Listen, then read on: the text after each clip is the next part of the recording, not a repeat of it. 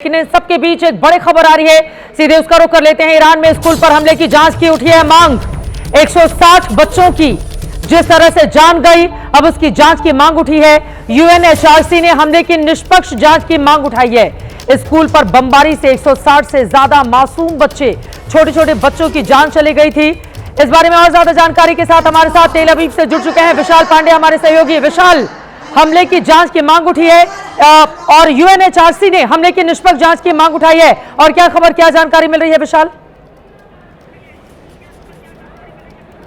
देखिए चित्रा, यूएनएचआरसी ने यहाँ पर इस पूरे मामले की जांच की मांग की है, क्योंकि ईरान की तरफ से यह आरोप लगाया गया है कि स्कूली बच्चों पर, जो छोटे छोटे बच्चे थे उनके ऊपर ये हमले यहाँ पर हुए हैं और उनकी मौत हुई है। अब इस पूरे मामले में यूएनएचआरसी जांच करेगा और स्वतंत्र जांच की मांग यूएनएचआरसी की तरफ से की गई। देखना यह है कि किस तरह की जांच यहाँ पर की जाती है, और बहुत महत्वपूर्ण होगा क्योंकि लगातार ईरान और इजराइल के बीच जिस तरह से हमले हो रहे हैं, उसके बाद ये कहा जा सकता है कि हालात ईरान में बहुत ज्यादा बिगड़े हुए हैं। और आज भी ईरान के ऊपर एक बहुत जबरदस्त हमला आपसे थोड़ी देर पहले इजराइल और अमेरिका की तरफ से किया गया है, जिस वजह से ईरान में लगातार इस समय हड़कंप मचा हुआ है और इस लड़ाई का दायरा बढ़ता जा रहा है। कोई गुंजाइश नहीं दिख रही है चित्रा की ये लड़ाई कब रुकेगी, ये लड़ाई सबसे बड़ा सवाल है। विशाल, मैं फौरन लौटूंगी आपके पास। सबसे बड़ा सवाल यही है कि आखिर ये लड़ाई कब रुकेगी। लेकिन इन सब के बीच, ईरान युद्ध के बीच, अमेरिकी राष्ट्रपति ट्रंप की पत्नी मेलानिया सोमवार को संयुक्त राष्ट्र की एक बैठक में पहुंची।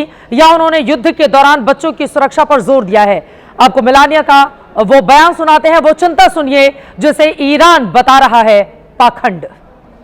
The provisional agenda for this meeting is maintenance of international peace and security, children, technology, and education in conflict. The agenda is adopted. अब अमेरिका की ओर से जो भी बातें कही जा रही हैं, ईरान लगातार उसको खारिज करते हुए नाटक करार दे रहा है। लेकिन इन सब के बीच वॉर रूम से, सीक्रेट रूम के बारे में ज्यादा जानकारी के साथ नीरज हमारे साथ जुड़े हुए हैं। नीरज, एक एक करके आपको तमाम बातें बताएंगे और इसी के साथ ही उसकी पूरी डिटेल भी हम जानेंगे।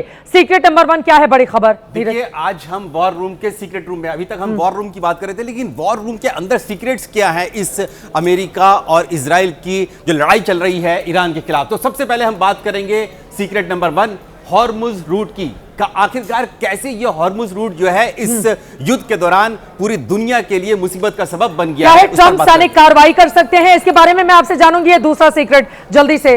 चित्रा, दूसरा सीक्रेट है अमेरिका का साथ देने वाले नाटो के देश, यानी कि क्या यूरोप के देश जो उनके साथ देंगे, इंग्लैंड, फ्रांस, जर्मनी और साथ ही ऑस्ट्रेलिया। हालांकि इंग्लैंड को लेकर यहां पर राष्ट्रपति ट्रंप की ओर से थोड़ी नाराजगी भी जताई जा रही है, लेकिन दोनों ही सीक्रेट के बारे में आपसे जानकारी हम लेंगे। लेकिन एक और बड़ी खबर, सीधे उसका रुख कर लेते हैं। बड़ी खबर आ रही है, इंटरनेशनल एटॉमिक एनर्जी एजेंसी यानी IAEA चीफ रोल ग्रॉसी का बड़ा बयान सामने आया है। न्यूक्लियर हथियार बनाने का कोई सबूत नहीं मिला है। यह तो बहुत बड़ी खबर है। अगर उनकी ओर से IAEA चीफ रोल ग्रॉसी ये बयान दे रहे हैं कि न्यूक्लियर हथियार बनाने का कोई सबूत नहीं मिला है, ईरान में परमाणु हथियार को लेकर कोई सबूत नहीं, अंतर्राष्ट्रीय ऊर्जा एजेंसी के अगर ये बात कही जा रही है, क्योंकि सारी की सारी लड़ाई इसी बात को लेकर थी। IAEA चीफ का यह बयान विशाल क्या बताता है? न्यूक्लियर हथियार को लेकर ही इतनी बड़ी जंग हुई, और अब जब यह जानकारी सामने आए कि न्यूक्लियर हथियार बनाने का कोई सबूत नहीं मिला है, और क्या जानकारी मिल रही है विशाल?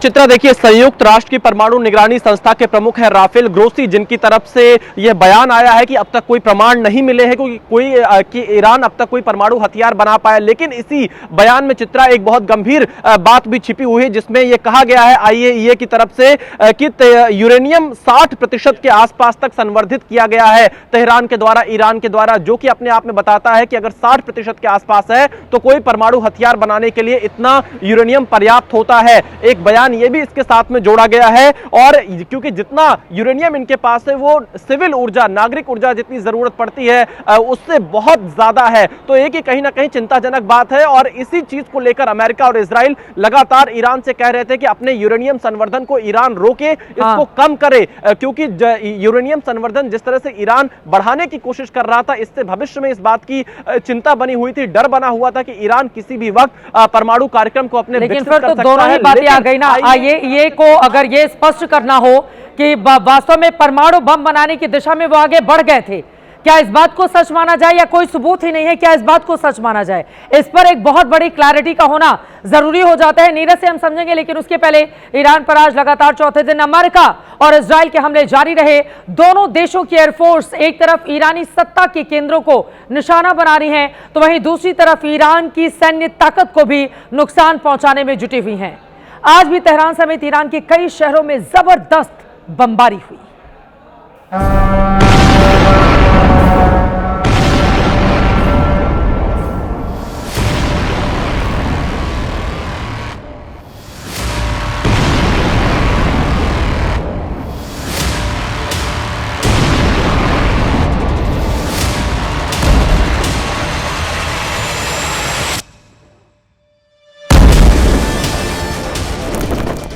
ईरान में बारूदी कोहराम जारी है। तस्वीर तेहरान की है, जहां अमेरिका और इजराइल ने एक बार फिर से प्रचंड प्रहार किया। तेहरान के कोने कोने में बमबारी हो रही है। यह ईरान की राजधानी के पूर्वी इलाके परदीस की तस्वीर है, जहां कई ठिकानों पर हवाई हमले हुए हैं। बमबारी का आलम यह है कि तेहरान का आसमान बारूदी धुएं से काला हो चुका है। इजरायली वायुसेना ने सोमवार की पूरी रात तेहरान की सत्ता के केंद्रों पर बम बरसाए। राष्ट्रपति भवन, सर्वोच्च सुरक्षा परिषद और विशेषज्ञ परिषद, ये तीन अहम इमारतें इजराइल के ऑपरेशन शेर की दहाड़ के नए निशाने बने। शुरुआती हमले में ही ईरान के रक्षा मंत्री को मारने के बाद अब फिर से ईरानी रक्षा मंत्रालय पर आसमानी प्रहार हुआ है। उर्मिया में भी कुछ घंटे पहले बड़ा हमला हुआ, जिसे वहां रह रहे भारतीय छात्रों ने अपने मोबाइल में रिकॉर्ड किया। इस बीच अमेरिकी सेंट्रल कमांड ने ईरान पर हमले का नया सैटेलाइट वीडियो जारी किया, जो ईरान की तबाही की कहानी बयां कर रहा है। अमेरिकी सेना के टारगेट पर IRGC की command and control centre, Irani air defence, missile drone launch ठिकाने और सैन्य हवाई अड्डे शामिल हैं।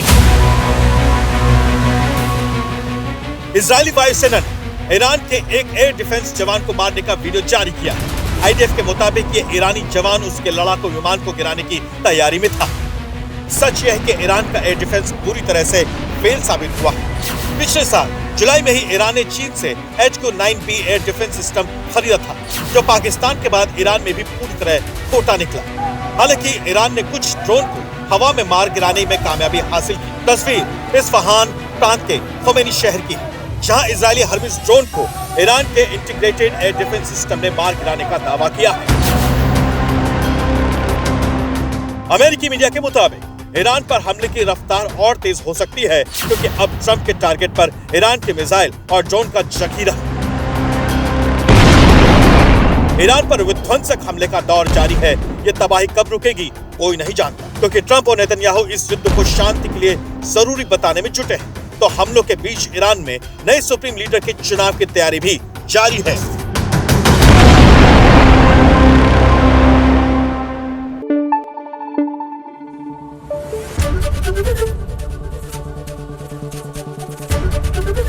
ABP न्यूज आपको रखे आगे।